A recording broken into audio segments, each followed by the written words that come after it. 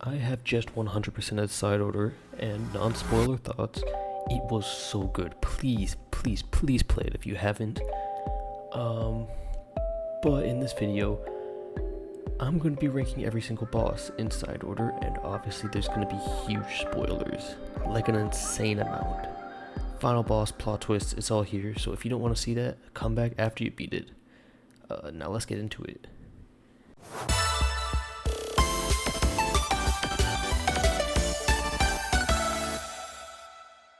Now, all the bosses are good, but if I had to choose a worst, and I mean I really had to, I'd either give it to this one or the one next. But for now, I'm going to put Pingin Maro, which I definitely said wrong, at number 6. See, this boss has a shell. It takes a little bit of damage, but it has a weak spot on its head and it rolls around and bounces around the map, you know. Better defense every phase, stuff like that, you know. Its attacks are pretty cool.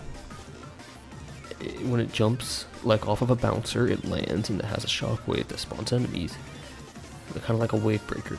It will also shoot killer whales in danger. If fought on floor 20, however, instead of floor 10, when rolling it'll like spawn suction bombs, I guess. It'll also ramp up the amount of enemies and attacks, as every boss does. It's also got a surprising amount of complexity for a rolling ball, as the battering lentos, those are the big guys, the big gelatins, will push it around like they do with the 8-ball, which is pretty hard, which makes it pretty hard to hit actually. It's a very fun and cool boss, as well as most likely a reference to Octoworld from Splatoon 1, and this boss is really good. Like I said before, it was hard choosing the last place because of how good they all are. Don't get me wrong, I still love this fight, but I'm probably gonna put it in last place.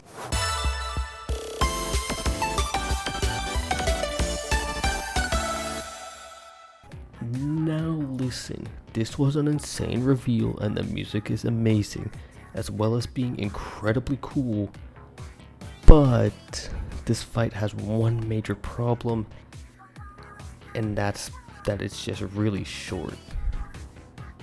Now, this is the tutorial boss, so from a gameplay perspective, I don't see this as a problem at all. But in the context of this list, I am gonna have to deduct some points because of that.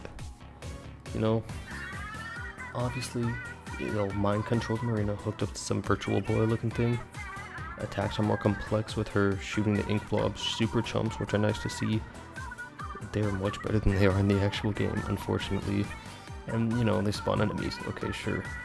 You have to destroy the portals once, and then destroy the thing she's hooked up to. And while it is cool, that is the whole fight, and I can't place it higher than this. The only reason it's not last is because of the shock factor that it has on our first playthrough. That, along with the presentation and the music, are absolutely perfect. So, definitely a good boss for a tutorial. But that being said, it's still a tutorial boss, and that means you kinda have to bump it down a little bit.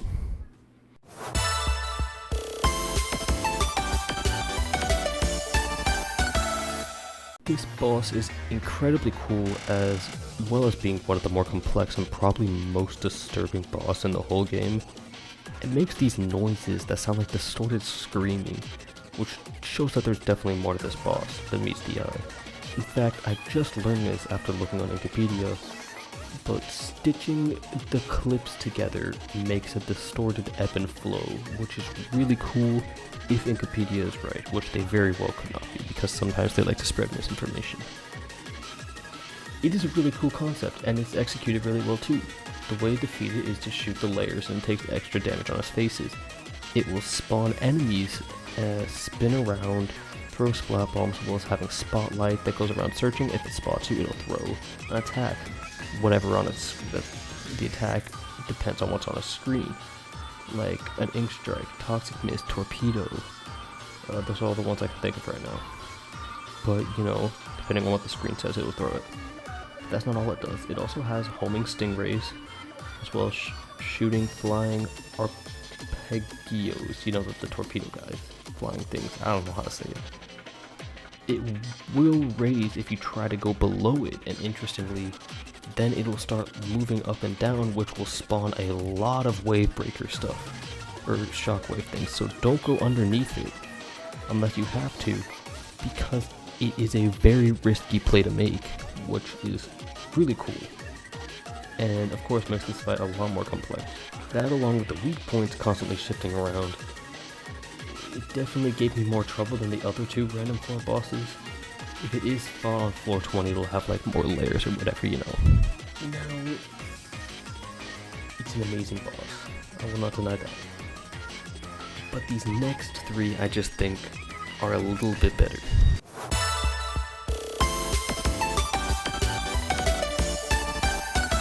It pains me to put this one at number 3, because this fight is actually so fucking cool. In terms of concept and the story behind it, he is by far my favorite boss in the game, and probably the coolest boss in the whole series if I'm being honest, as well as one of the darkest. A bunch of robots that resemble, I don't even know, Inklings, Octolings, Agent 8, I guess, will spawn with random weapons as well as a Pearl Drone and begin to attack you. They look really cool, but that's not the part that gets me. The one in the middle resembles Agent 4, player character from Splatoon 2, and their hairstyle will actually change based on your save data from Splatoon 2 on which Inkling hairstyle you had, which is a really interesting detail, which means maybe it is Agent 4, or, as I will get to later, something else. And as well as that, it's also implied that they could have very well been turned into one, as on their palette, Smallest says something like they would be better as an order defense force, which means one, Agent 4 was either killed to become one, captured and copied, or probably the most likely one, because I doubt they just kill off one of their characters. The part of their soul that was stolen to make the palette was used to make the lead parallel canon member, which is really sick. Their attacks are like players, you know, shooting, they can swim, sometimes they can use triple splashdown, I guess. But what's really interesting is they will get stronger the more chips you have, or at least that's what Ox says. They might mean the difference between floor 10 and 20, which is also possible, but it's hard to tell. Because if they're fought on floor 20, more will spawn, along with you only getting one armor provided instead of 3. Even if I wish I could put this boss a little higher, I still think it's a pretty good spot.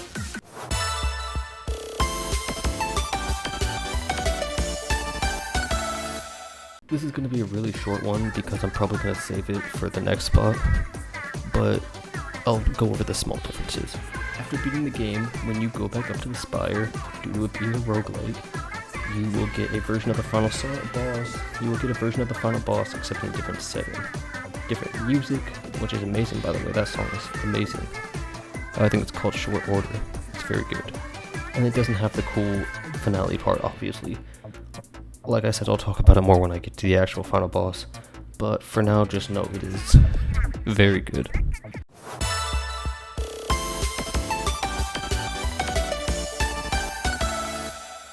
And of course, there's only one more spot, so you know it had to be this one.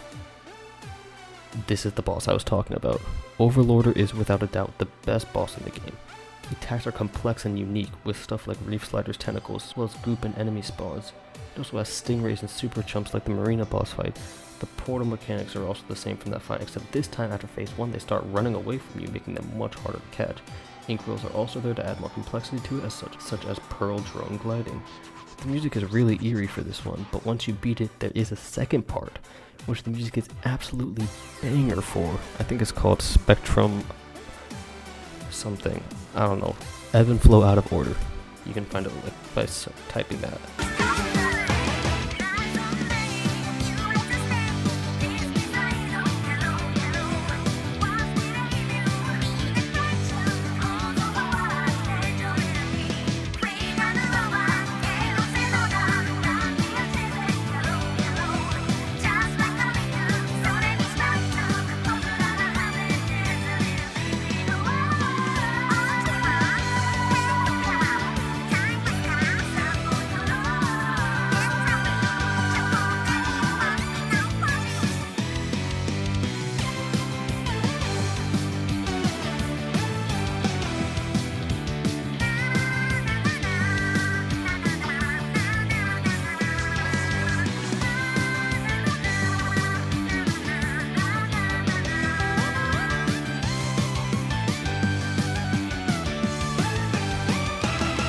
was the transition.